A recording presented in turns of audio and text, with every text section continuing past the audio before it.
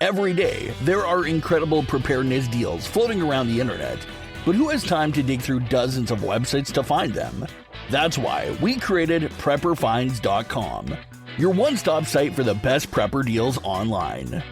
Our team scans the web, finds the biggest discounts on survival gear, food storage, water filters, radios, and more, and posts them in one easy place. No more wasting hours searching or missing out on limited time sales. At PrepperFinds.com, you'll see the best deals every single day, so you can save money while stocking up on what really matters. Check it out today at PrepperFinds.com. Bookmark it, visit daily, and never miss a deal that could keep your family prepared. That's PrepperFinds.com, where smart preppers shop. Survive, thrive, stay alive. It's time to get prepared with the Prepping Academy podcast. Hey, welcome everyone. I am Forrest. Welcome to the Prepping Academy podcast, the greatest podcast that you're listening to right now. That's it. It's the best you're listening to right now. So today we're going to cover a topic. This is also going to be pushed on my privacy and freedom podcasts for those that are into the privacy and freedom people. You know who you are. Raise your hands. Thank you. I see you. Yep. So today we're going to talk about, it's going to be a short podcast, but it's going to be on 2FA. You're like, oh my goodness. I know. Don't hang up. Don't turn the dial or don't hit the button. Let's go on two-factor authentication. And I'm going to tell you a little bit about it, why you need it, how to use it, and why even organizations hate it. I mean, it's a pain from an organizational standpoint. So 2FA. So most of the sites, so 2FA is that either is a text or an email or use an app to, give it that 6-digit code. That's what it is. So most people in the world have a username and password. Well, guess what? Most databases in the world are always hacked. They're hacked. So if you're in the Target hack, the AT&T hack, the Chick-fil-A, didn't mean to bring up that one, the Marriott hack, the Home Depot hack. There are tons and tons and tons of hacks or leaks or data breaches that are happening. Just imagine there could be a 13-year-old kid in Nigeria that got part of the database because they're all on the dark web, every one of them. And they're like, okay, let's go through the Smiths and see who hasn't changed their password or username. And he logs in and he goes, ooh, okay. He puts your username, he puts your password in, and he gets into your account. And you're like, I've been hacked. Well, of course you've been hacked. You don't think people are going to try that information that you've put in when they see a free database? Come on. That's your fault, letting people do that. I mean, just saying. So, but two-factor is where there is a password and a code. Why passwords alone always fails. Always fail. I'm telling you, your information is on the dark web. Matter of fact, I'm going to give you a website here in a minute. You can go and check to see if your information is on the dark web. I'll tell you, it's called yourdigitalexposure.com. Yourdigitalexposure.com. If you're around me, I give out free. I do give out free coupons for that. As a matter of fact, because I like you, I wasn't going to do this, and I wasn't prepared to do this. I don't know the coupon code. I can actually give it to you now. And then I'm going to do I'm going to make this up because I wasn't planning on doing this. I'm going to give you a coupon code. You can go and actually see your full report. Yourdigitalexposure.com. And I'm going to make the coupon be capital P A 26. Okay? That's for Prepping Academy 26. And I haven't created it, but by the time you listen to this, it will be there. So wasn't planning on doing this. That's the great thing of recording live. I always record live. If I make a mistake, you guys hear it. So it's digital. I wouldn't even plan on doing this at all, but yourdigitalexposure.com. Put your email address in, your username. It will do an entire search through the dark web, find all the data breaches that you've been in your email. There's no personal information there. Come on. So go do it. Put your email, and then it will say, hey, pay $9 for your not your free report. Pay $9 for your report. And you go, haha, I see the link that says add a coupon. It's going to be capital P, capital A, 26, the number 26. That is your coupon. I will put that down below if I remember, which I hope I remember. So let me. I just drew a circle around it. So most people, why passwords fail? People reuse passwords. So if you're in the Target, you may be in the Home Depot. You may be in, reuse that password over and over. Why? Because it's easy. Because you don't have a password manager. And because you're too lazy to get a password manager, you try to remember all your passwords. Don't. I remember 3 passwords. 1, 2, 3. That is 1 to my phone. Yeah. I don't use my Face ID or anything like that. There's good reason behind that. And there's actually a great reason behind that. But that's in my course. Not going to get into it today. So my phone, my computer, and my password manager. If someone grabbed your dog and put a gun to its head and said, Forrest, give me the password or I'm going to pull the trigger, your dog is toast. I am sorry. I don't know my email password. I don't know my bank password. I don't know any password except my phone, my computer, and my password manager. And they're more phrases, to be honest with you. So 1 is people reuse them. 2, they get leaked or they're breached. They're already on the dark web. You in the leaked in breach? I mean, if you're a professional, your password is out there with your email and email hint and all this stuff. Phishing, you'll get emails and you are subject to phishing attacks. Keyloggers, I mean, no, that's kind of a thing of the past, but Microsoft records everything. Google records everything. Every single key you put on your computer, every tap you make on your phone, it's all recorded. Who can get that information? So here's some stats that I found. See, I did my research. 80 to 90% of hacks involved stolen passwords. 80 to 90% of all hacks. Billions of credentials have been leaked online. Your information's on there. Go use that website, yourdigitalexposure.com. It's out there. 2FA can block most automated attacks. Actually, it can block almost all attacks. And we'll go through that here in a minute. And then the evil company, Microsoft, I'm not saying they're evil. I don't even know why I said that. Microsoft says 2FA stops 99% of account attacks. 99%. So imagine that you were in that target attack and they got your home address, your phone number, your credit card, which, yep, that was in that attack, that leak. Your password hint, your email, your username, everything. They got everything except your kid. That might be the only thing you want them to get, but no, they didn't get it. But they got everything. If you have 2FA, they could have your username, they could have your password, but if you have 2FA set up on target, they could never log into your account. It is extremely difficult.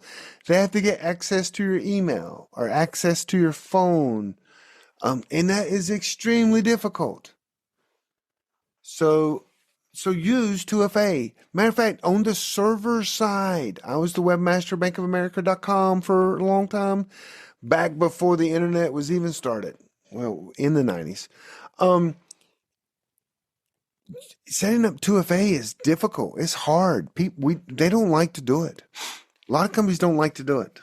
So they do it for your benefit, not theirs. Remember that. It's for your benefit, not theirs. So 80-90% of all leaks or databases on the dark web has passwords, okay? And 99% of all attacks could be stopped if people used 2FA. So different ways to set up 2FA. One is sending you an email. And that's okay. It's not the safest, but so let's go on security. I'm going to make this scale up 1 to 10. 10 being it's the best, military grade. 1 would be it's plastered on the side of a building. Okay? So email is probably we'll say a 7. It is pretty high. They literally have to compromise your email to get it. So email is 7. Text messaging, we're going to put at 8. That means you get it on your phone and they text you. There's the number. I'm going to put that at an 8. Because someone can spoof your number and possibly get it. An authenticator app on your phone is a 9 because you can actually password that, protect that. And so they would have to have your phone, be able to get on your phone, then know your password to open up your authenticator app. So I'm going to put that in a 9. And a 10 would be like a YubiKey, which is a physical thing that you put your thumbprint or your fingerprint on. And that would be the most secure. That is military grade. So 6 is email. 7 is text. No, yeah. 7 is email. 8 is text. 9 is authenticator app. And 10 is a YubiKey. And what authenticator app do I use? I use one of 2, either Proton or Bitwarden. I do not use Authy. Just remember Authy, no. They've been hacked 3 or 4 times. You can't export your data to another one. They literally hold you to always use that app. So I would go Bitwarden or Proton for my being my not my YubiKey, but my authenticator app. Okay. If you feel safe with email, that's so. Here's the thing: if you don't use it, you're at a 0 or you're at a 1. If you use it, you're automatically at like a 7. Huge difference. So, but it is a pain. Oh my gosh. Every time it takes me 15 seconds more to get in. It does, but it's for your protection. How many seconds is it going to take you to figure when someone's hacked your account? Let's be honest and real. So, do you lock your doors at your house? Do you keep your guns out in your lawn chair? Do you just put all your food, in your garage so people can just come and take your bacon? Taking bacon, that's like the worst. What do? You protect your food. You lock your doors. You put cameras up. You have a gun. You get a dog. You get a cat. Okay. Cat has nothing to do with security. But you protect some of the things you have in your house. You need to protect your username and password at all times. Because these hacks happen all the time, or they're leaked. And where do they go? They immediately go to the dark web. Because people buy that information. Okay? So you can look at this as like your password is your front door. And 2FA is your deadbolt. Yeah, I came up with that. Yeah, don't ever use that because that sounds really dumb after I say that. But just know that databases are always leaked. eBay's been leaked. Facebook's been leaked. Let me think who else has been. I don't think Walmart. I've never seen a Walmart hack. I've never seen an Amazon hack, but I've seen eBay. I've seen Home Depot, Marriott. Yeah. So use a 2FA app, authenticator app. I don't like Google. Google has an authenticator app. Not a big fan of anything Google at all. If you had a Google shirt that looked wonderful, still wouldn't be a fan. I just don't like Google. So I use Bitwarden or Proton as my authenticator app. It just takes your security and your privacy to a new level, literally like a multiple of 7. So, but just know the sweet thing is that people could have your username, they could have your password, but if you have 2-factor authentication, that's a 6-digit number given to you in real time, meaning it was just made up and emailed to you. You put it in, you have so many seconds, and boom, you're in. Or the authenticator app creates it immediately. And you use it, and then once the time is passed, like a minute, boom, can't be used again. It literally, so the whole world could have your username and password, as long as they can't get to that text message or email. So anyway, use 2-factor, and there's sometimes you don't use 2-factor, or you can't, and you wish you could. Is like crypto doesn't like a lot of times to use your 2-factor. I don't know why. Definitely don't use a VPN yet for your crypto. A lot of banks won't even let you use a VPN now. Why? I'll tell you why. So imagine you sign into your bank account and you connect VPN to Atlanta, Georgia. 15 minutes later, you're like, oh man, I forgot to see if that one check cleared. You log back in, use your VPN, and all of a sudden now you're signing into your bank from Portland, Washington, and they're going, hang on, there's no way 15 minutes ago he was in Atlanta, and now he's in Portland, Washington, or somewhere in Washington. Then they'll flag your account going, okay, someone's got his username and password. That's why banks and crypto companies don't like you to use VPNs at this time.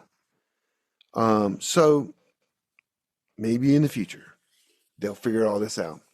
Hey guys, I hope you guys enjoyed this. This was sweet and short and to the point. Use 2FA. It's for you. It's to protect your goods, your money, and your privacy.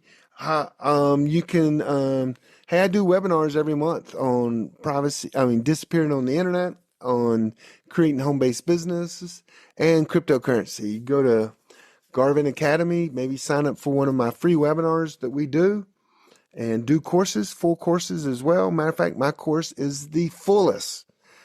Not only is it full all the time, but it has the best information in all the world.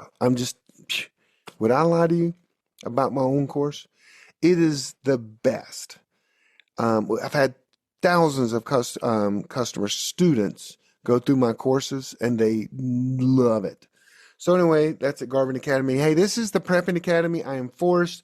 Check the show notes out for get the free coupon to do your deep dive search for free. Yeah, that's right, for free at yourdigitalexposure.com. Guys, have a blessed day. I'm out of here. Thanks for listening to the Prepping Academy podcast. Preppers Unite at www.preppingacademy.com.